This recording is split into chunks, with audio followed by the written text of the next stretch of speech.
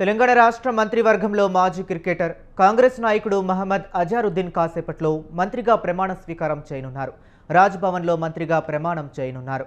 ప్రస్తుతం తెలంగాణ మంత్రివర్గంలో మైనారిటీ వర్గానికి ప్రాతినిధ్యం లేదు. అజారుద్దీన్ను చేర్చడం ద్వారా ఆ లోటును భర్తీ చేయనున్నారు. కాగా గ్రేటర్ హైదరాబాద్ పరిధి నుంచి ఆయన తొలి మంత్రి కానున్నారు.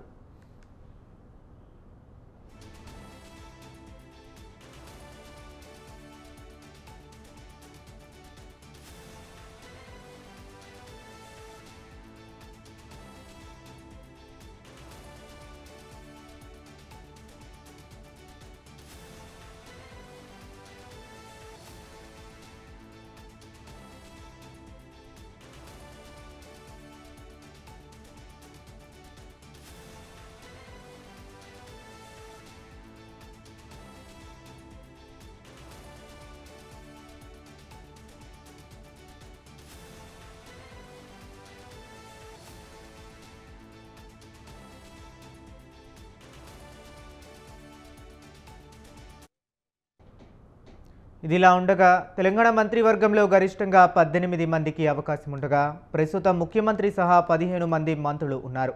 అజారుద్దీన్ ప్రమాణ స్వీకారంతో ఆ సంఖ్య 16కు చేరుతుంది. మంత్రివర్గంలో ఇంకా 2 ఖాళీలు ఉన్నాయి. అయితే ప్రస్తుతానికి అజారుద్దీన్ ఒక్కరే మంత్రిగా ప్రమాణ స్వీకారం చేస్తారు. మిగిలిన 2 ఖాళీల విషయంలో సీఎం రేవంత్ రెడ్డి డిసెంబర్లో నిర్ణయం తీసుకునే అవకాశం ఉంది. ఈ నిర్ణయం ముఖ్యంగా జూబ్లీహిల్స్ అసెంబ్లీ ఉప ఎన్నికల నేపథ్యంలో వ్యూహాత్మకంగా భావిస్తున్నారు. ఈ నియోజకవర్గంలో మైనారిటీ ఓటర్లు అధికంగా ఉన్నారు. జూబ్లీహిల్స్ ఉప ఎన్నికల కోడ్ అమల్లో ఉన్నందున ఈ మంత్రివర్గ విస్తరణపై బీజేపీ వంటి కొన్ని పార్టీలు ఎన్నికల సంఘానికి ఫిర్యాదు చేశాయి. అయినప్పటికీ రాజ్యాంగపరమైన విధులకు ఎన్నికల నియమావళి వర్తించదనే అభిప్రాయం ఉంది.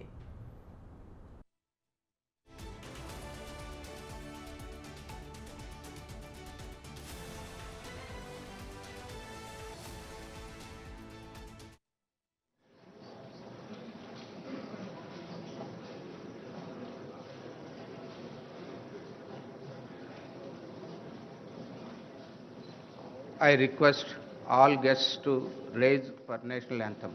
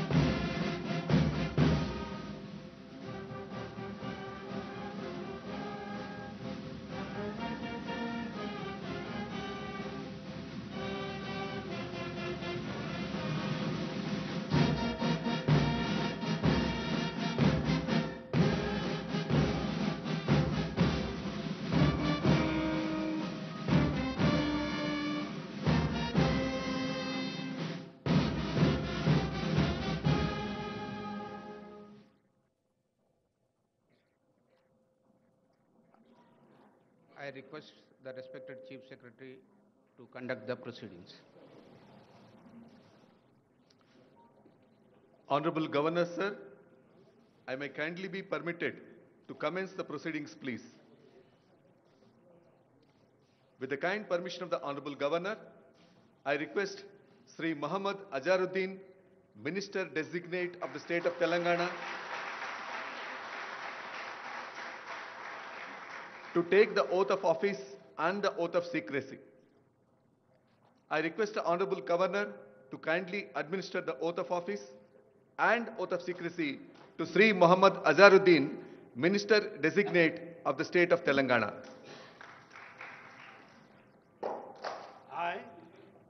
I, Muhammad Azaruddin, do swear in the name of Allah that I will bear true faith and allegiance to the Constitution of India as by law established, that I will uphold the sovereignty and integrity of India, that I will faithfully and conscientiously discharge my duties as Minister for the State of Telangana, and that I will do right to all manner of people in accordance with the Constitution and the law without fear or favor, affection or ill will. I, Muhammad Azaruddin, do swear in the name of Allah that I will not directly or indirectly communicate, or reveal to any person or persons any matter which shall be brought under my consideration or shall become known to me as Minister for the State of Telangana, except as may be required for the due discharge of my duties as such Minister. Jai Telangana, Jai Hind.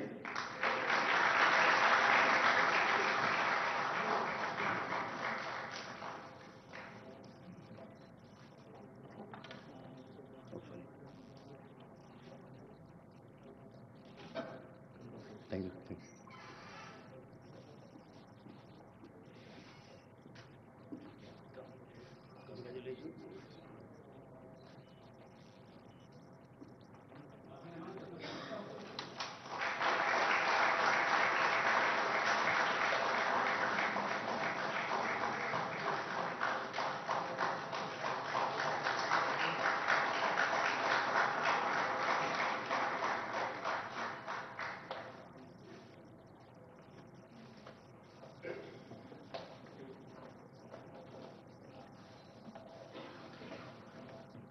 Honorable Governor, sir, I may kindly be permitted to conclude the ceremony, please.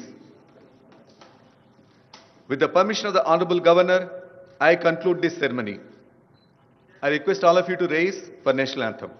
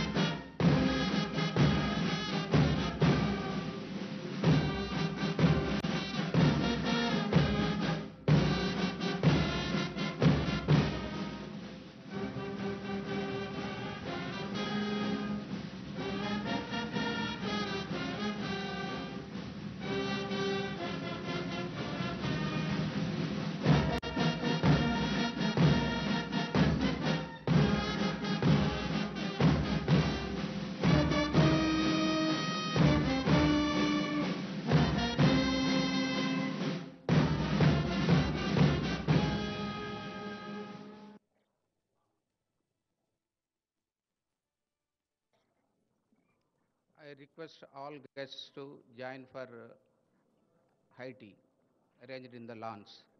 Our staff will escort you all. Thank you.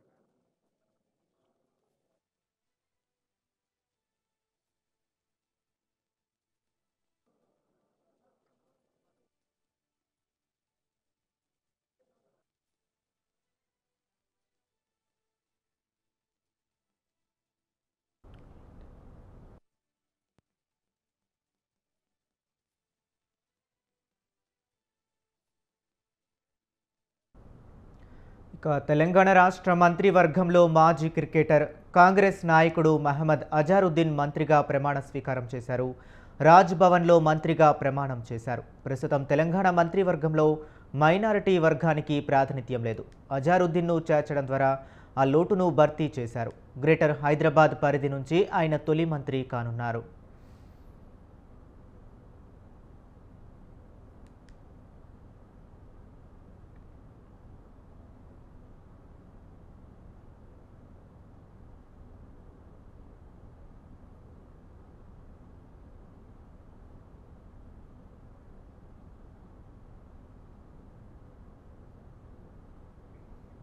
ఇదిలా ఉండగా తెలంగాణ మంత్రివర్గంలో గరిష్టంగా 18 మందికి అవకాశం ఉండగా ప్రస్తుతం ముఖ్యమంత్రి సహా 15 మంది మంత్రులు ఉన్నారు. అజారుద్దీన్ ప్రమాణ స్వీకారంతో ఆ సంఖ్య 16కు చేరింది.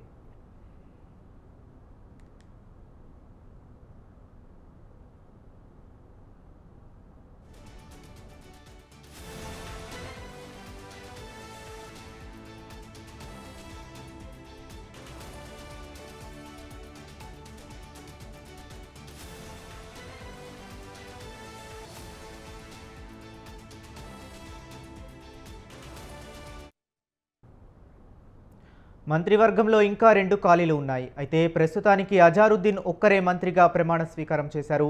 మిగిలిన 2 ఖాళీల విషయంలో సీఎం రేవంత్ రెడ్డి డిసెంబర్లో నిర్ణయం తీసుకునే అవకాశం ఉంది. ఇక ఇదే అంశం గురించి మరింత సమాచారాన్ని మా కరెస్పాండెంట్ ఉషా లైవ్ ద్వారా అందిస్తారు. ఉషా, చెప్పండి.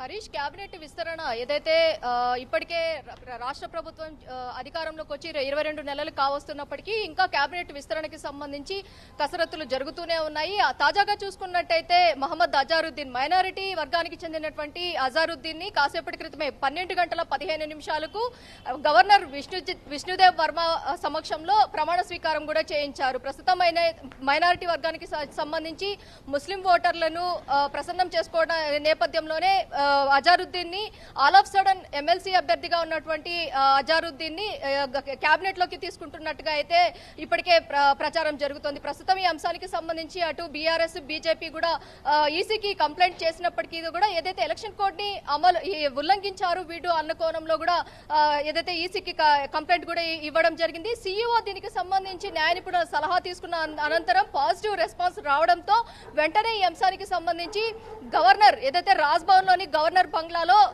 మహమ్మద్ అజారుద్దీన్ కి సంబంధించినటువంటి ప్రమాణ స్వీకార ఏర్పాట్లన్నీ కూడా కొనసాగాయి. తాజాగా కాసేపటి క్రితమే ముంబై నుంచి వచ్చినటువంటి సీఎం రేవంత్ రెడ్డి ఈ ప్రమాణ స్వీకార కార్యక్రమంలో పాల్గొన్నారు. ప్రమాణ స్వీకారంలో భాగంగా కోమటిరెడ్డి వెంకటరెడ్డి, అలాగే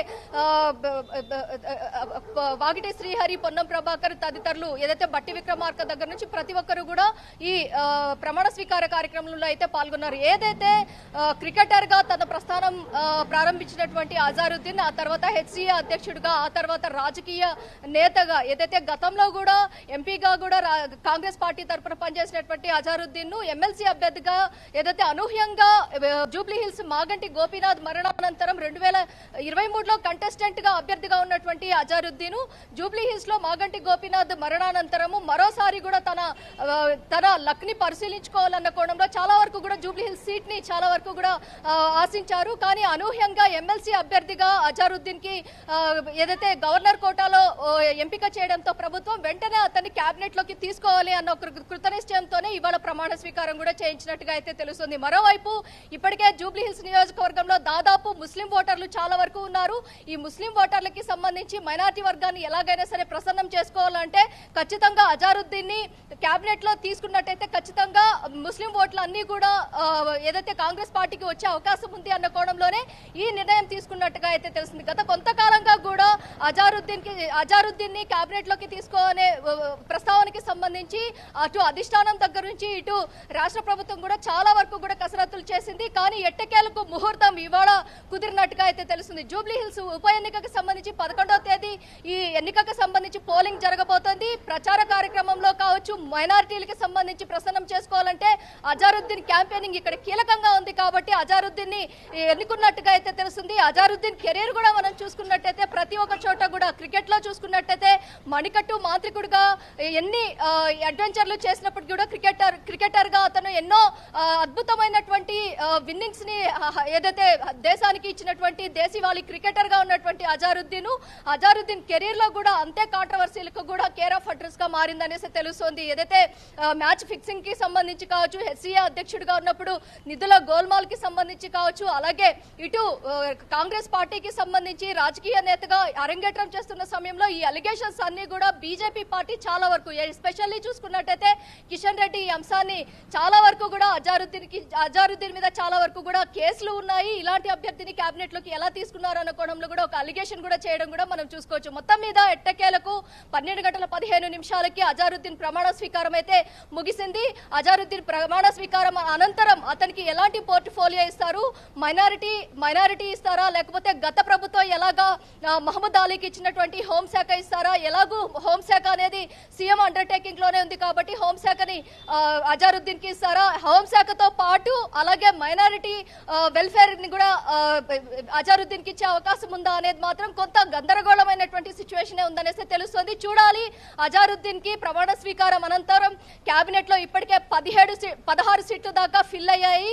ఇంకా రెండు సీట్లకి సంబంధించి కూడా 18 మొత్తం కూడా 18కి సంబంధించి ఇంకా 2 సీట్లకి సంబంధించి కూడా డిసెంబర్ లోపు వీటన్నిటికీ సంబంధించి భర్తీ మొత్తం కూడా పూర్తి చేసే అవకాశం ఉన్నట్టుగా అయితే తెలుస్తోంది. మొత్తం మీద చూసుకున్నట్టయితే కాంగ్రెస్ పార్టీ తీసుకుంటున్నటువంటి అనూహ్యమైనటువంటి నిర్ణయాలు ఏవైతే ఉన్నాయో ఇవి చాలా వరకు కూడా ఏదైతే జూబ్లీహిల్స్ ఉప ఎన్నికకి సంబంధించి మాత్రమే తీసుకుంది అని ప్రతిపక్షాలు చేస్తున్నటువంటి ఆరోపణలు ఏవైతే ఉన్నాయో వాటన్నిటిని కూడా తిప్పికొట్టేలాగా జూబ్లీహిల్స్ ఉప ఎన్నికలో మైనారిటీ ఓటర్లను ఎలాగైనా సరే ప్రసన్నం చేసుకోవాలన్న ఉద్దేశంతోనే కాంగ్రెస్ పార్టీ ఇలాంటి వ్యూహాన్ని ప్రదర్శిస్తోంది అన్న చేసినటువంటి కంప్లైంట్స్, ఈసీకి ఇచ్చినటువంటి కంప్లైంట్స్, ఎలక్షన్ కోడ్ ని ఉల్లంఘించారు అని ఇచ్చినటువంటి కంప్లైంట్స్ వీటన్నిటిని కూడా పరిగణలోకి తీసుకున్నటువంటి గవర్నర్ ఏదైతే రాజ్భవన్ బృందం ఏదైతే ఉందో ఎట్టకేలకు అవన్నీ కూడా పాజిటివ్ రెస్పాన్స్ రావడంతో అజారుద్దీన్ కాసేపటి క్రితమే ప్రమాణ స్వీకారం కూడా చేయడం జరిగింది.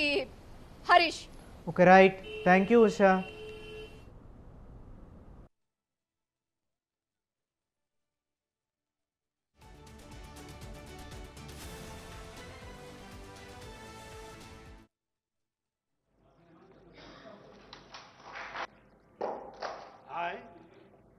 I, Mohammad Azharuddin, do swear in the name of Allah that I will bear true faith and allegiance to the Constitution of India as by law established, that I will uphold the sovereignty and integrity of India, that I will faithfully and conscientiously discharge my duties as Minister for the state of Telangana, and that I will do right to all manner of people in accordance with the Constitution and the law.